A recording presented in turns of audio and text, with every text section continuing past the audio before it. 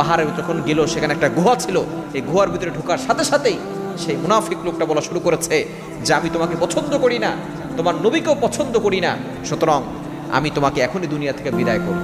যায়েদ রাদিয়াল্লাহু তাআলা কঠিন বড় বিপদে পড়লেন। তখন তিনি আল্লাহর একটি গুণবাচক নাম ধরে ডাকলেন। আল্লাহ পাক রব্বুল আলামিনকে ডাকতে দেরি আল্লাহ পাক রব্বুল আলামিন ডাকে সারা দিতে দেরি করলেন না। তখন দেখে ওই মুনাফিক মার্কা লোকটা দেখে যে বাইরে একটা বিকট আওয়াজ হচ্ছে। যখন যে আওয়াজ দেখে বাইরে বের হয়েছে, এমন সময় দেখে একটা সাদা পোশাক পরিহিত লোক ঘোড়ায় করে সে তরবারি নিয়ে আসছে এবং তাকে আঘাত করে তাকে দুই টুকরা করে ফেলেছে। যায়েদ রাদিয়াল্লাহু তাআলা এই দৃশ্য দেখে অবাক হয়েছেন এবং তিনি সেখান থেকে মুক্ত হয়ে চলে আসছেন। তিনি যে নামটা পড়েছিলেন সেটা হচ্ছে আগিসনি ইয়া রহমান, আগিসনি ইয়া রহমান, আগিসনি ইয়া রহমান, হে রহমান আমাকে সাহায্য করুন। আপনি যখন কঠিন বিপদে পড়ে যাবেন, আপনি যখন এমন একটা মুসিবতে পড়ে যাবেন, যখন দেখবেন আপনাকে সাহায্য করার মতো কাউকে খুঁজে পাচ্ছেন না, তখন আপনি এই দোয়াটা পড়বেন, আগিসনি ইয়া